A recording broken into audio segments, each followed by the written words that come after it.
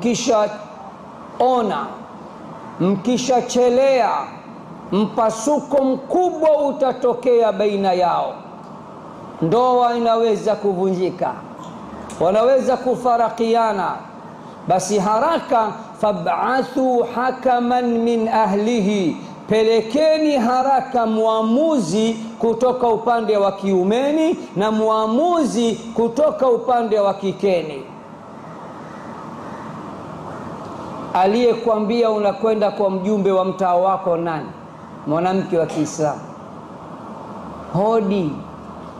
Hodi hadi ndani. Aliyekwambia ungie ndani nani? Bado sijakuruhusu mimi. Haya, mjumbe nimekuja na matatizo.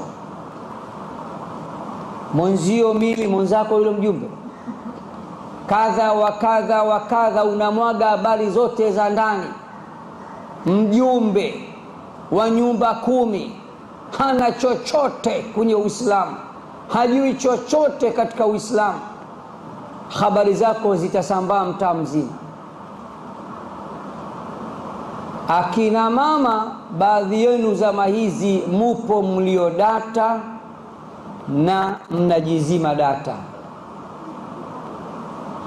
Kesi zenu mnazipeleka nje yenu na nje ya familia zenu. Ni haramu kupeleka kesi ya ndoa kwa mjumbe wa nyumba 10. Ni haramu kupeleka kesi ya ndoa ya Kiislamu kwa mwenyekiti wa serikali ya mtaa.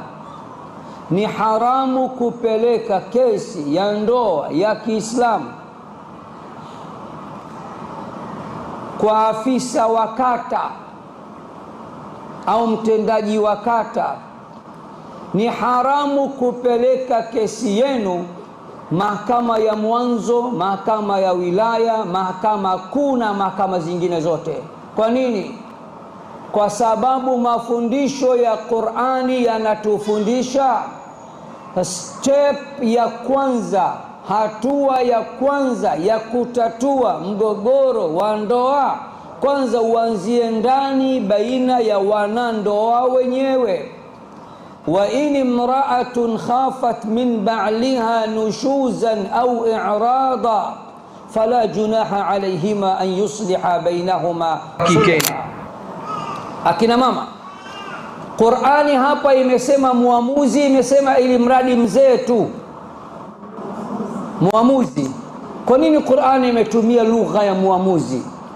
Qur'ani inataka pande zote mbili watoe mwanaume ngangari ambaye anaweza kukata shauri, ambaye Mungu kampa kipaji cha kumaliza mgogoro. Sio ni mradi mtu yeyote tu.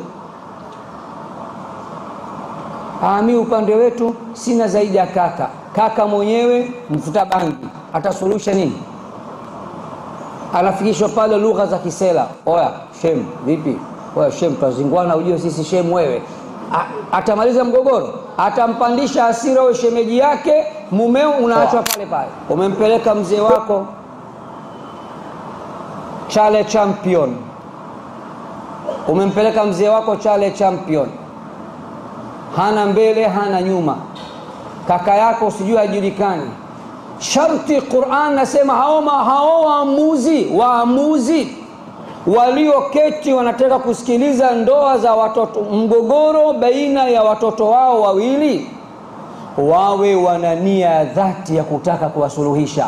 Hivi unadhani kila mwanafamilia anataka kusuluhisha ile ndoa? Mwingine si anataka kubomoa tu pale jambo liishe basi, si ndio? Kwa hiyo wakati unachagua mtu sahihi wa kusikiliza kesi yako ya ndoa kutoka upande wenu, chagua mzee wako wa kweli. Kama baba yako mzazi amekwisha fariki, una baba mkubwa lakini hakupendi, anataka tuwe mjane siku yote. Lakini unaye baba mdogo kasimama, kanyooka, mtu wa dini, anasikia uchungu binti wa kaka yake kuachika, mpelekee kesi yule.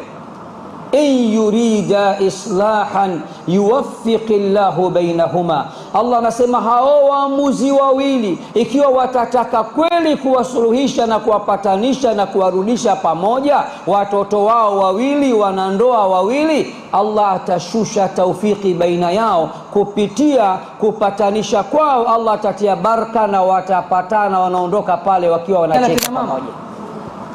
Ni haramu kupeleka kesi yako ya ndoa, siri zako na mumeo kwa shoga zako, kwa mashosti wako. Wenyewe washaachika mwaka 1947 na walikwisha sherekea ndoa, walikwisha sherekea talaka. Usiku wa talaka nginja atakwambia nini? Shoga, achana nao, huo utumwa. Mimi mwanzoni kwa raha zangu nishajigomboa siku nyingi. Wanaume wasikwambie chochote shoga.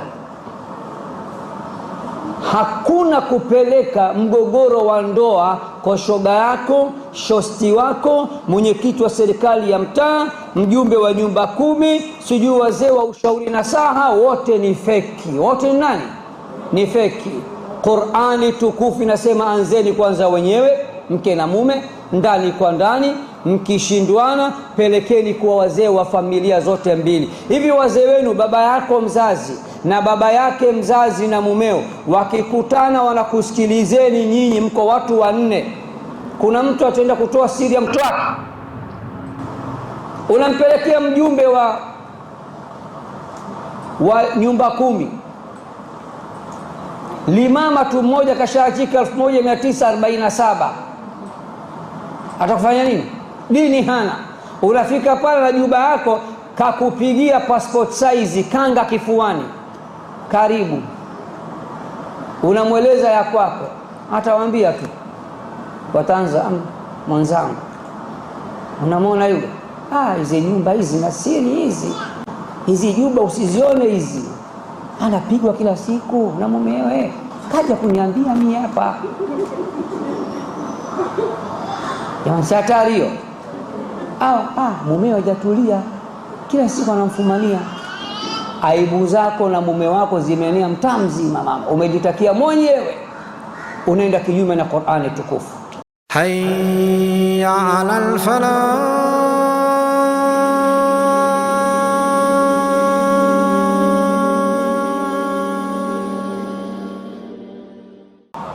Darsa letu ya leo tutazungumzia pahala sahihi ya kupeleka migogoro ya ndoa. Pahala sahihi ya kupeleka migogoro ya ndoa, au unaweza kusema ni haramu kupeleka mgogoro wa ndoa kwa watu hawa. Unaweza ukachagua kichwa cha habari mmojawapo. Unaweza kuandika ni haramu kupeleka mgogoro wa ndoa kwa watu hawa, au unaweza kusema pahala sahihi ya kupeleka migogoro ya ndoa.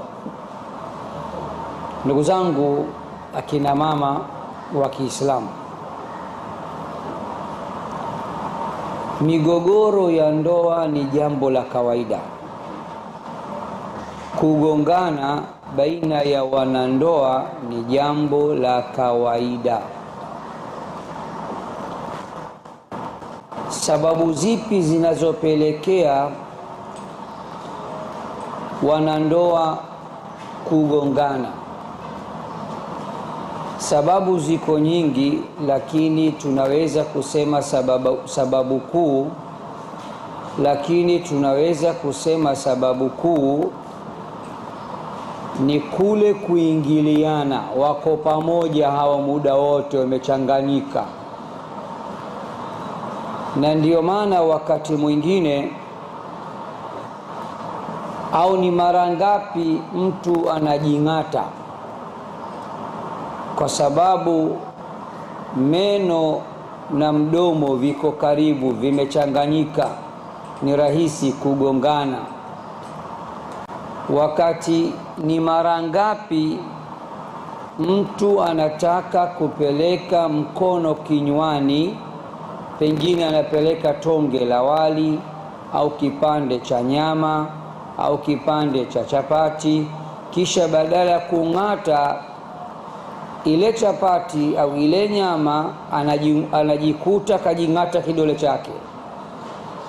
Kwa nini unajing'ata? Kwa sababu vidole umevisogeza karibu na meno.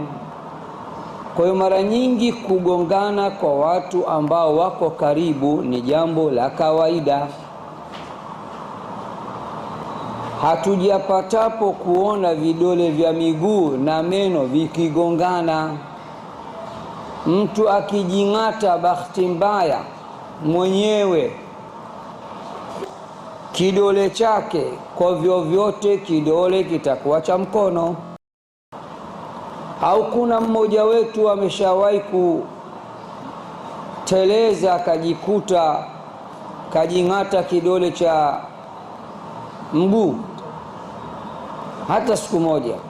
Kwa sababu baina ya meno na vidole vya miguu kuna gap kubwa, kuna distance kubwa. Hata siku moja hawezi kujing'ata vidole vya miguu, lakini ni rahisi kujing'ata vidole vya mikono kwa sababu ya ukaribu. Na kwa taarifa yenu tu, kupishana kupo. Hata Mtume Muhammad sallallahu alayhi wasallam na wake zake wameshawahi kupishana. Hata masahaba na wake zao wameshawahi kupishana. Siku moja Mtume Muhammad sallallahu alayhi wasallam amekwenda kumtembelea mtoto wake kipenzi Fatima bintu Rasulillah sallallahu alayhi wasallam. Akamkuta Fatima hayuko sawa. Mtume akahisi hapa inaonekana huyu bibie amekwisha pishana na bwana mkubwa humu ndani. Akamuuliza swali, aina ibnu ammiki, yuko wapi huyu ndugu yako, mtoto wa ammi yako? Wanawachuoni wanasema, kwa nini Mtume akumwambia yuko wapi huyu? Yuko wapi mumeo? Jamaa huyu yuko wapi? Baba mko ndo kashatia timu, anataka kumtetea mtoto wake. Mtume hakutumia lugha yuko wapi mumeo, yuko wapi bwana huyu, jamaa yuko wapi, bwana mkubwa yuko wapi. Kasema ndugu yako yuko wapi? Kwa sababu baina ya bibi Fatima na Ali pana udugu, na nyinyi mnajua.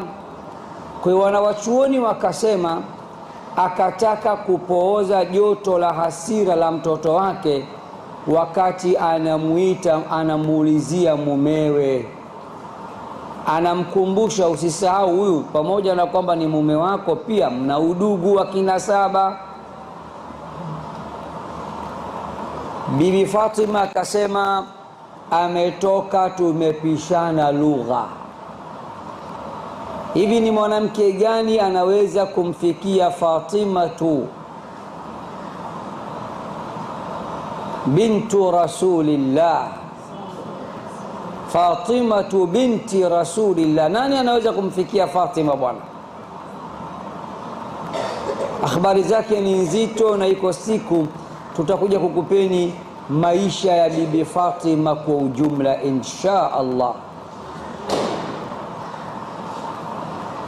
Bwana Mtume kaingia ndani, kamkuta mtoto wake na mumewe wamepishana kiasi ambacho Ali akaamua kuondoka nyumbani. Akasema shauri lao watajiju, hayanihusu, nimeshamkabidhi kwa mumewe, watajuana wenyewe. Waarabu wa Pemba wajuana kwa vilemba.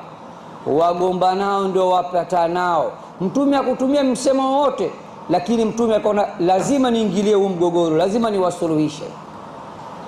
Akatoka nje, akamkuta sahaba, akamwambia kamtafute Ali.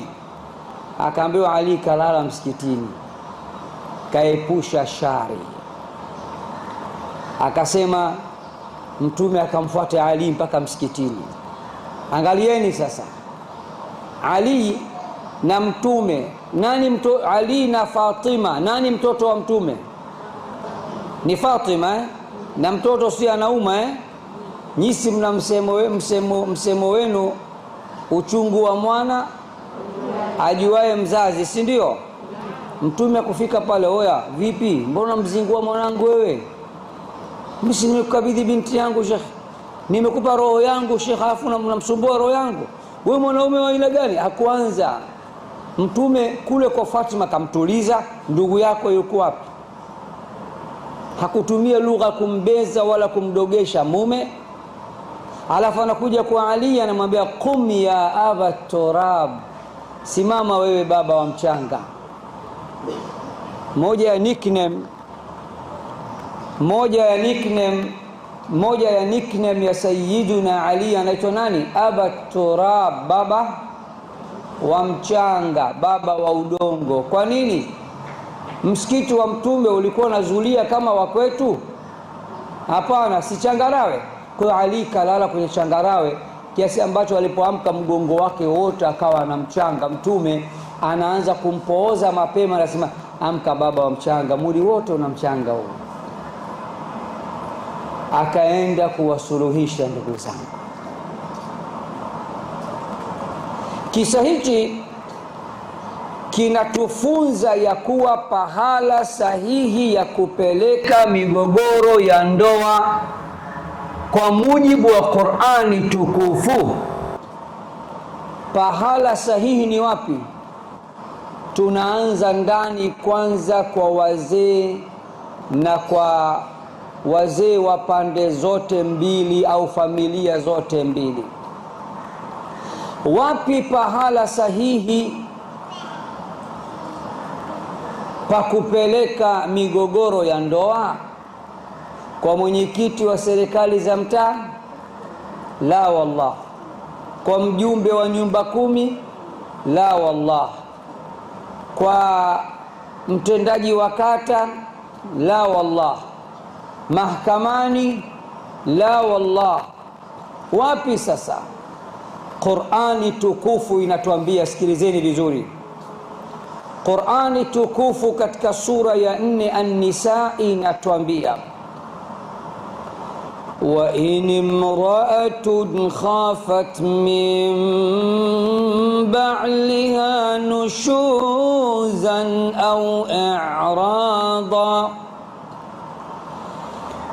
وإن امرأة خافت من بعلها نشوزا أو إعراضا فلا جناح عليهما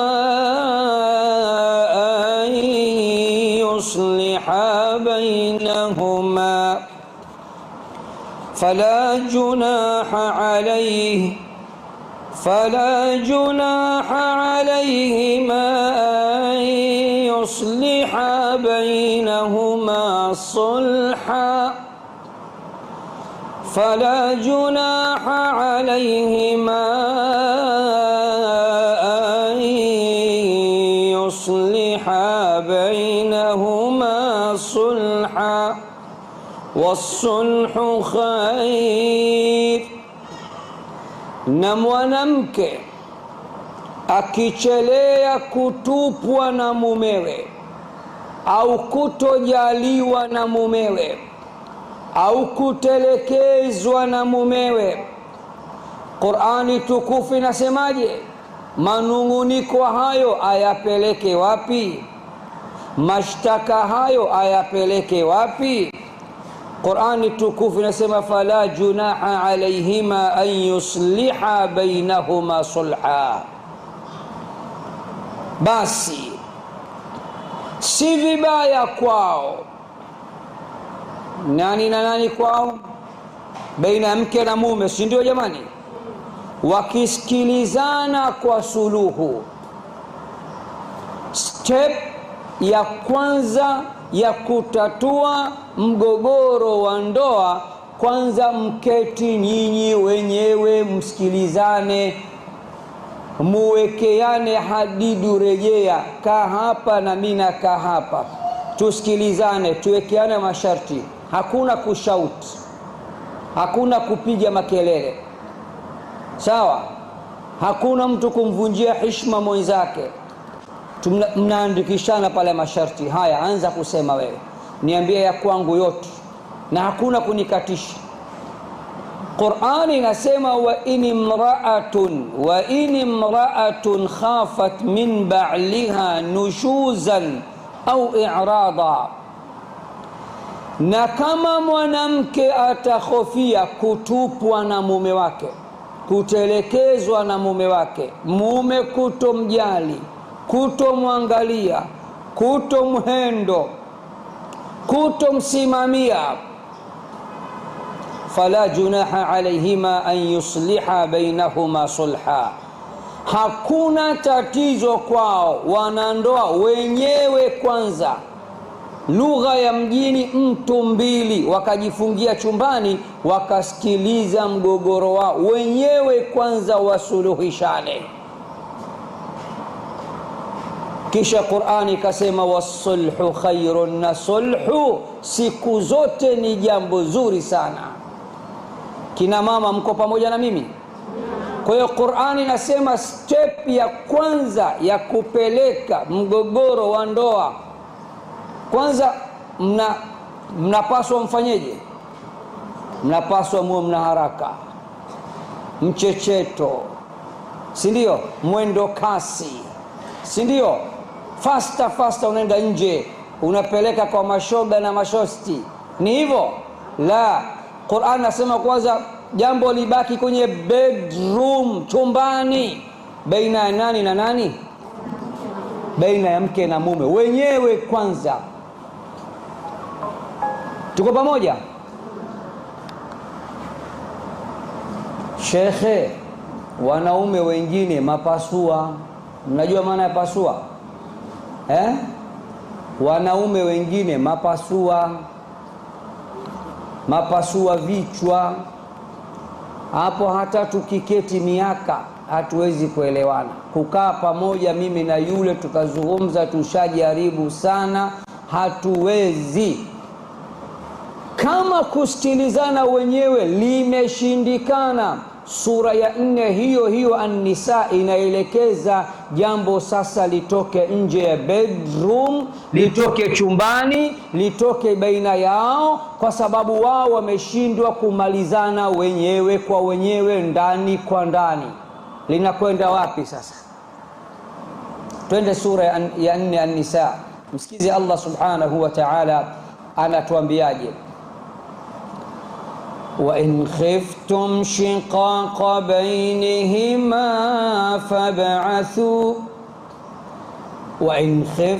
شقاق بينهما فابعثوا حكما من أهله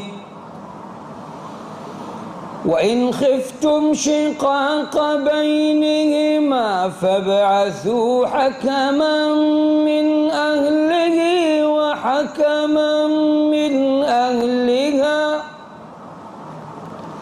Na mkichelea mfarakano baina ya mke na mume, mkichelea mpasuko baina ya mke na mume, mkichelea ndoa inaweza kuvunjika wakati wowote ule. Si mmeshindwa kumaliza wenyewe? Si mmeshindwa kutatua wenyewe? Si mmeshindwa kusuluhishana wenyewe? Mke na mume wakichelea, wakaona sasa hii ngoma ishakuwa nzito, hapa mpasuko utapatikana, faraka itapatikana, hii ndoa inaweza kuvunjika wakati wowote. Qur'ani tukufu inatuambia basi pelekeni muamuzi mmoja kutoka upande wa kiume na muamuzi mwingine kutoka upande wa kike. Jamani, naeleweka? Nazungumza lugha gani? Kiswahili fasaha kabisa, ama sio? Sasa sikiliza.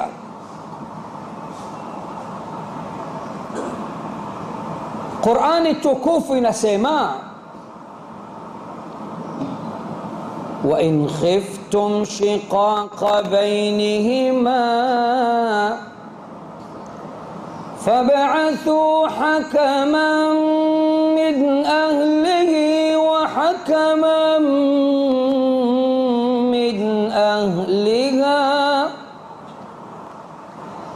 Mkishaona lugha nyepesi ya mjini, Watanzania peke yao watanielewa, wasiokuwa Watanzania hawezi kuelewa. Mkishaona mziki umeshakuwa mnene, ngoma ishakuwa nzito, mke na mume wameshindwa kutatua mgogoro wao wenyewe kwa wenyewe, kimya kimya, ndani kwa ndani, Qur'an tukufu inasema mkishaona, mkishachelea, mpasuko mkubwa utatokea baina yao, ndoa inaweza kuvunjika, wanaweza kufarakiana, basi haraka fab'athu hakaman min ahlihi, pelekeni haraka muamuzi kutoka upande wa kiumeni na muamuzi kutoka upande wa kikeni. Aliyekwambia unakwenda kwa mjumbe wa mtaa wako nani? Mwanamke wa Kiislamu. Hodi hadi ndani. Aliyekwambia ungie ndani nani? Bado sijakuruhusu mimi.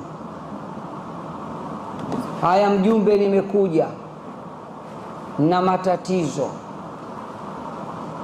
Mwenzio mimi, mwenzako yule mjumbe, kadha wa kadha wa kadha, unamwaga habari zote za ndani. Mjumbe wa nyumba 10 hana chochote kwenye Uislamu, hajui chochote katika Uislamu, habari zako zitasambaa mtaa mzima. Akina mama, baadhi yenu zama hizi mupo mlio data na mnajizima data. Kesi zenu mnazipeleka nje yenu na nje ya familia zenu. Ni haramu kupeleka kesi ya ndoa kwa mjumbe wa nyumba 10. Ni haramu kupeleka kesi ya ndoa ya Kiislamu kwa mwenyekiti wa serikali ya mtaa. Ni haramu kupeleka kesi ya ndoa ya Kiislamu kwa afisa wa kata au mtendaji wa kata. Ni haramu kupeleka kesi yenu mahakama ya mwanzo, mahakama ya wilaya, mahakama kuu na mahakama zingine zote. Kwa nini?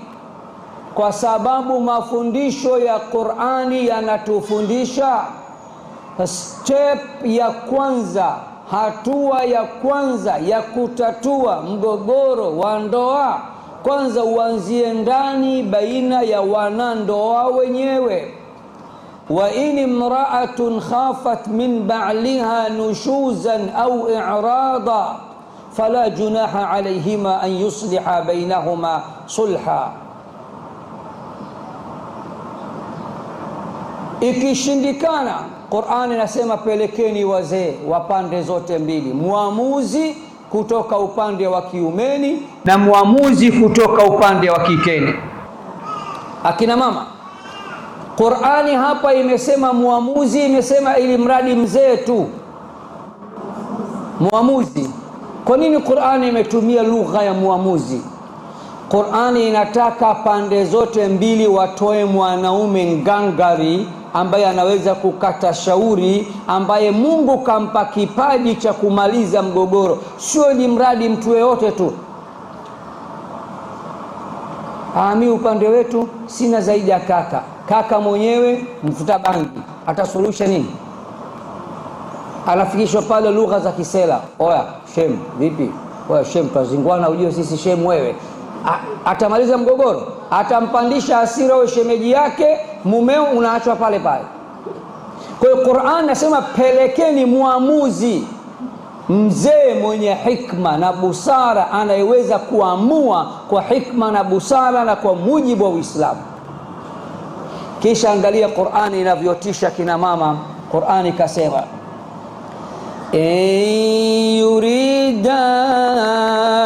yurida islaha yurida islaha yuwaffiqillahu bainahuma. Hao wazee wawili wakikutana, wana nia njema, wamenuia na waitu kutatua mgogoro, na waitu kuwarudisha pamoja hawa watoto wetu, na waitu kuwapatanisha. Allah anasema ikiwa watataka kuwasuluhisha kwa dhati ndani ya nafsi zao, wanataka kujenga ile nyumba, Allah atashusha taufiki yake kupitia ndimi ya wale wazee wawili, waamuzi wawili. Allah atasuluhisha baina ya wanandoa. Umempeleka mzee wako Chale Champion, umempeleka mzee wako Chale Champion, hana mbele hana nyuma, kaka yako sijui hajulikani. Sharti Qur'an nasema hao waamuzi walioketi wanataka kusikiliza ndoa za watoto, mgogoro baina ya watoto wao wawili, wawe wana nia dhati ya kutaka kuwasuluhisha. Hivi unadhani kila mwanafamilia anataka kusuluhisha ile ndoa? Mwingine anataka kubomoa tu pale jambo liishe basi, si ndio? Kwa hiyo wakati unachagua mtu sahihi wa kusikiliza kesi yako ya ndoa kutoka upande wenu, chagua mzee wako wa kweli. Kama baba yako mzazi amekwisha fariki, una baba mkubwa lakini hakupendi, anataka tuwe mjane siku yote. Lakini unaye baba mdogo kasimama, kanyooka, mtu wa dini, anasikia uchungu binti wa kaka yake kuachika, mpelekee kesi yule. In yurida islahan yuwaffiqillahu bainahuma. Allah anasema hao waamuzi wawili ikiwa watataka kweli kuwasuluhisha na kuwapatanisha na kuwarudisha pamoja watoto wao wawili, wanandoa wawili, Allah atashusha taufiki baina yao kupitia kupatanisha kwao. Allah atatia baraka na watapatana, wanaondoka pale wakiwa wanacheka pamoja. Kwa hiyo step ya kwanza ya kutatua mgogoro wa ndoa ya Kiislamu, kwanza huanza ndani baina mke na mume. Sawa? Msiseme mimi na huyu bwana hatuwezi kupatana. Hamwezi kupatana vipi? Mnajuana wenyewe, mmetoka mbali, mmechanganyika vizuri, unamjulia, anakujulia. Kaeni kwanza, malizaneni ndani kwa ndani. Likishindikana hilo, jambo linatoka out. Sawa, linatoka nje ya nyumba, si ndio? Linaenda wapi kina mama? Kwa mjumbe wa nyumba 10, kwa mwenyekiti wa serikali za mtaa. Kwa nani? Allah anasema tafuteni wazee wenu, familia bado peleka kwenye familia. Alafu familia wapeleke muamuzi mmoja kutoka huku, muamuzi mmoja kutoka huko. Je, kama familia itasema hapana, huko wataenda watu wawili, hawa wakasema huko tunapeleka wazee wote watatu, haramu halali? Halali, haina shida maadama wote ni wanafamilia. Tumefahamiana kina mama? Ni haramu kupeleka kesi yako ya ndoa, siri zako na mumeo kwa shoga zako, kwa mashosti wako. Wenyewe washaachika mwaka 1947 na walikwisha sherekea ndoa, walikwisha sherekea talaka. Usiku wa talaka nginja atakwambia nini? Shoga, achana nao, huo utumwa. Mimi mwanzoni kwa raha zangu nishajigomboa siku nyingi. Wanaume wasikwambie chochote shoga. Hakuna kupeleka mgogoro wa ndoa kwa shoga yako, shosti wako, mwenyekiti wa serikali ya mtaa, mjumbe wa nyumba 10, sijui wazee wa ushauri nasaha. Wote ni feki. Wote ni nani? Ni feki. Qur'ani tukufu inasema anzeni kwanza wenyewe, mke na mume, ndani kwa ndani. Mkishindwana pelekeni kwa wazee wa familia zote mbili. Hivi wazee wenu, baba yako mzazi na baba yake mzazi na mumeo, wakikutana wanakusikilizeni nyinyi, mko watu wanne, kuna mtu ataenda kutoa siri ya mtu wake, unampelekea mjumbe wa nyumba 10, limama tu mmoja kashaachika 1947, atakufanya nini? Dini hana. Unafika pale na juba yako kakupigia passport size kanga kifuani, karibu, unamweleza ya kwako, atawaambia tu watanza mwanzangu, unamwona yule, hizi nyumba hizi na siri hizi juba usizione hizi, anapigwa kila siku na mumewe, kaja kuniambia mimi hapa.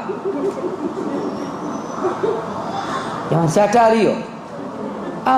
Mumewe hajatulia, kila siku anamfumania. Aibu zako na mume wako zimeenea mtaa mzima mama, umejitakia mwenyewe, unaenda kinyume na Qur'ani tukufu. Wazee wameshindwa, unapeleka wapi? Nataka leo nimalize muda mfupi tu, manake na mambo mengi, na dakika 10 utaniambia kama kifika nimalize. Kama wazee wamechemka, Qur'an nasema step ya mwisho mnapeleka kwa wanawachuoni wa Kiislamu. Uislamu unasema step ya mwisho pelekeni kwa wanawachuoni wa Kiislamu. Kama kuna mahakama ya kadhi, nendeni kwa kadhi. Allah anasemaje? Allah anasema fa in tanaza'tum fi shay'in farudduhu ila Allahi war rasul, na ikiwa mtazozana juu ya jambo lolote lirejesheni kwa Allah na kwa mtume wake. Utampatia wapi Allah?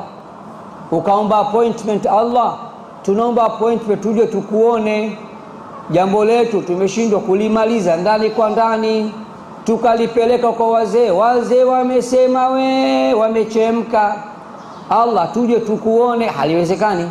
Haya, pelekeni kwa Allah na mtume wake. Mtume Muhammad utamuonea wapi? Nini sasa maana yake pelekeni kwa Allah na mtume wake? Pelekeni katika Qur'ani na Sunna. Nani sasa atakayekusaidia kukupa tafsiri nzuri ya Qur'ani na Sunna? Nani? Ni mashekhe, ni wanawachuoni, si ndivyo jamani? Wao watafungua Qur'ani, pale imesema kadha, hadithi zimesema kadha, Qur'ani imesema kadha, Sunna imesema kadha. Mwanaume una makosa kwa mujibu wa mtume. Mgogoro kwamba anakupiga, anapigwa na hadithi za mtume za kumpiga mke. Katika Jami'u Tirmidhi kuna bwana mmoja alimpiga mke wake kipigo cha mbwa koko, kamvunja mkono. Mwanamke kaja kwa mtume, mkono unaning'inia, Rasulullah nishakuwa mbovu mie, kanivunja mkono. Mtume naye akavunja ndoa pale akasema mna ndoa hapa na navunja ndoa, kaifuta ile ndoa. Kwa mashekhe watasema unapiga kiasi hichi, tunavunja hii ndoa. Wanatumia maamuzi ya Allah na mtume wake, si ndio? Mjumbe wako mjumbe mjumbe atakusaidia nini wewe? Na siku hizi bwana, juzi nilikuwa pahala kidawa mkoa mmoja, sitaki kuutaja,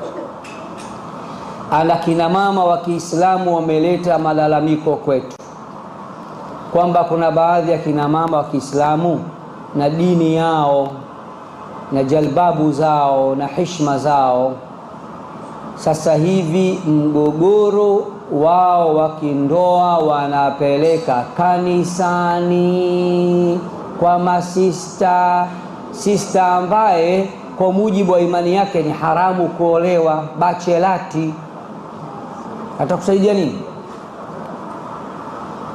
Akina mama hao walipoulizwa na baadhi ya mashekhe, wakasema tunalazimika kuja hapa. Kwa nini? Tukiwapelekea mashekhe zetu na makadhi zetu, hujatoka mlangoni shekhe au kadhi anachukua simu anampigia mume wangu, bwana we, kaja bibia hapa, kaja kwa kushtaki ofisi ya kadhi au ofisi ya shekhe au katika taasisi hii yetu, mkeo kaja kusema 1 2 3, kumbe kuna baadhi ya mashekhe na makadhi hawana koromeo, hawana vifua vyao sio vya zege, vya tishu, vyepesi laini. Sasa wanawake wakasema, utakuta sasa jambo langu limeshatolewa nje, mume kashajua, nikifika nyumbani naambia habari zako ninazo, umeenda kunisemea kwa shehe kadha kadha kadha kadha. Tumechoka sisi baadhi ya mashekhe na nyinyi mna vifua vya tishu.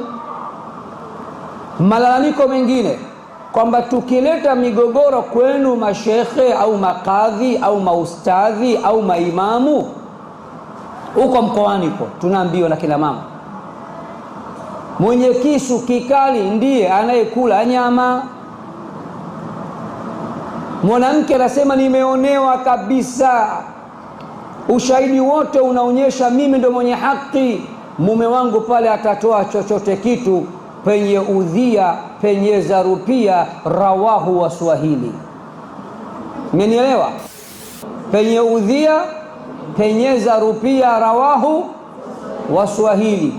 Kwamba wanaume kwa sababu tuna pesa kidogo kuliko nyie, wanawake wanadai tukipeleka chochote kesi inageuka, mwanamke anafokewa, huna lolote, wewe utakuwa umempata bwana mwingine, wewe una matatizo, wakati mwanzoni kapokelewa kwa heshima na taadhima na kasikilizwa na shehe kasikitika kweli kakuonea.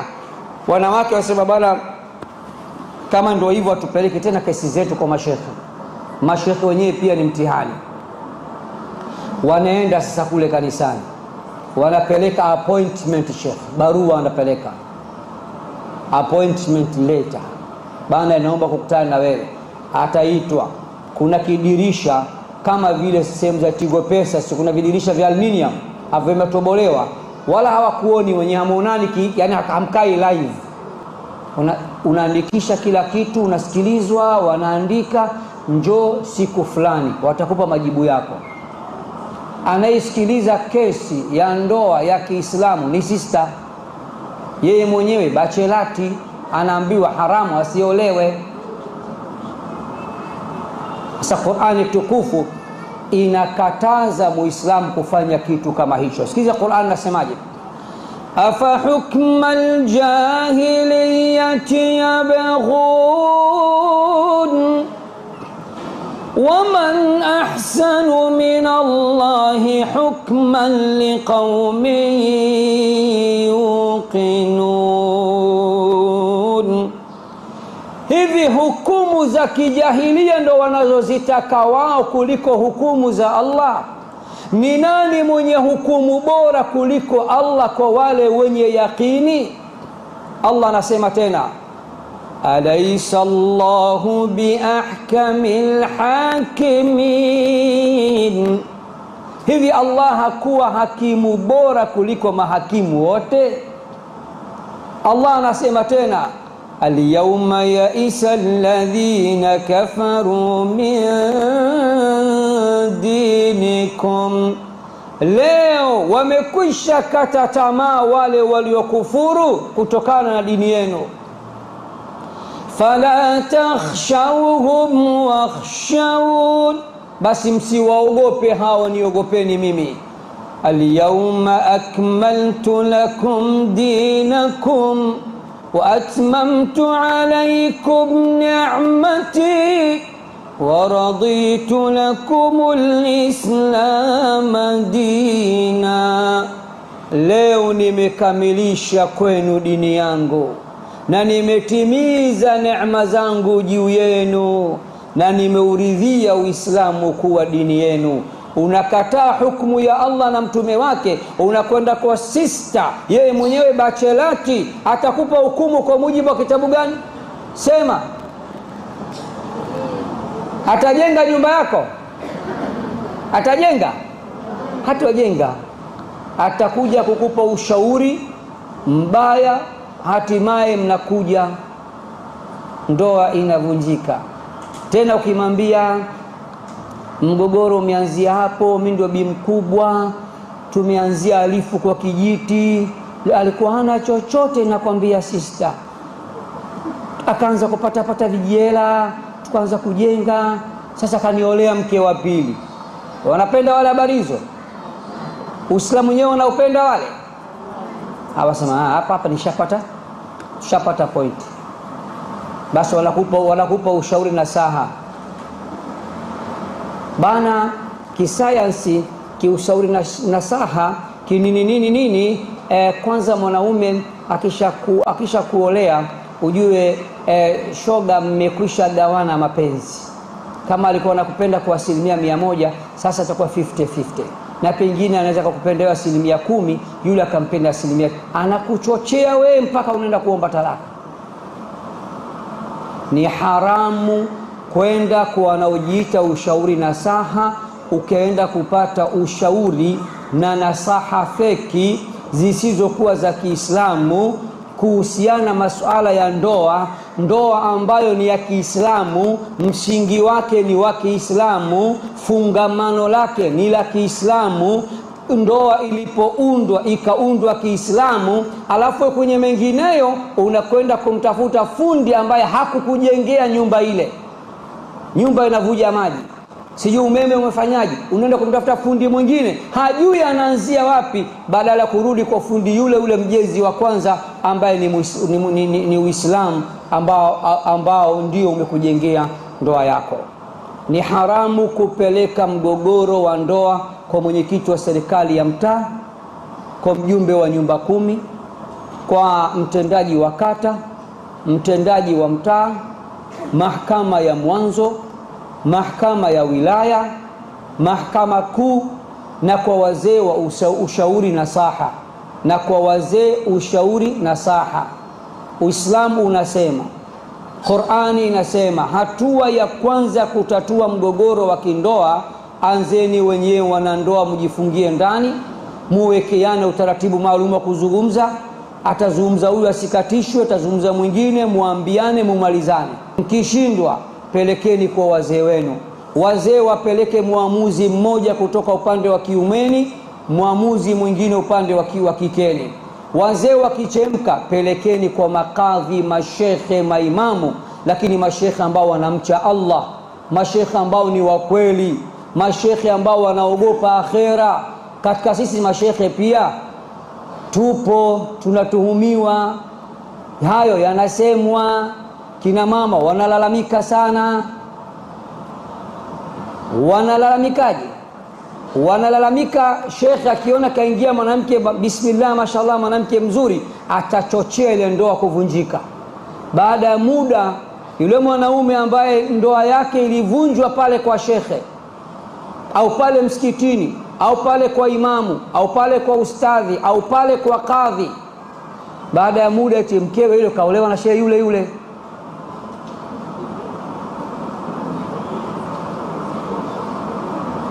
Sasa mashehe kama hawa hawafai. Niliwahi kutumiwa clip moja, nadhani ni michezo hii ya kuact Saudia. Msaudia huyo ana act kwa niqabi. Binti kaingia akachukua hijabu yake hii akafunika usoni, hakuvaa niqab, lakini kaja akachukua hii kafunika, iko na kadhi. Anaeleza, mimi simtaki huyu, nimekuja kadhi, niko tayari kurejesha mahari, ndoa uivunje. Kadhi akauliza kwa nini, tatizo lake kubwa nini? Mwanamke akasema anakoroma, na mimi nikisikia firimbi tu usingizi unaniruka, sina raha, na usingizi ndo raha. Waja'alna naumakum subata, na tumejalia usingizi wenu kuwa nini? Ni wa raha. Sawa. Kadhi akaanza kuwa mkali, we hilo tudogo, mambo gani? Ungekuwa wewe ndo na koroma ingekwaje? Tungemwambia naye akuache. Mwanamke akatoa tunani yake ile tap, bismillah mashallah, mwanamke mzuri bwana. Video kabisa nimetumiwa na nimeiona. Kadhi kaanza kugeuka, umesemaje? Hebu rudia, nafanyaje huyo? Akaeleza, kaandika pale talaka, kavunja ndoa. Ni klipu ya kuact, lakini nadhani hayo pia kwao yapo, ndio maana akaekti kitu kama hicho. Tumeelewana ndugu zangu Kwa hiyo ni haramu kupeleka migogoro yenu ya kindoa kwa mashoga zenu, mashosti zenu, kwa mwenyekiti wa serikali ya mtaa, kwa mjumbe wa nyumba 10, kwa mtendaji wa kata, mtendaji wa mtaa, mahakamani na kokote kule. Njia sahihi Uislamu umekwisha tuelekeza, tukamatana na Uislamu ukweli kukamatana, tuachane na mambo mengine ya kipuuzi. Niseme ya kuwa pale nilipopatia ni taufiki ya Rahmani, na pale nilipokosea au nikatereza au nikachapia ni mapungufu ya kibinadamu. Subhanakallahumma bihamdik, ashhadu an la ilaha illa anta, nastaghfiruka wa natubu ilayk. Hayya 'alal falah.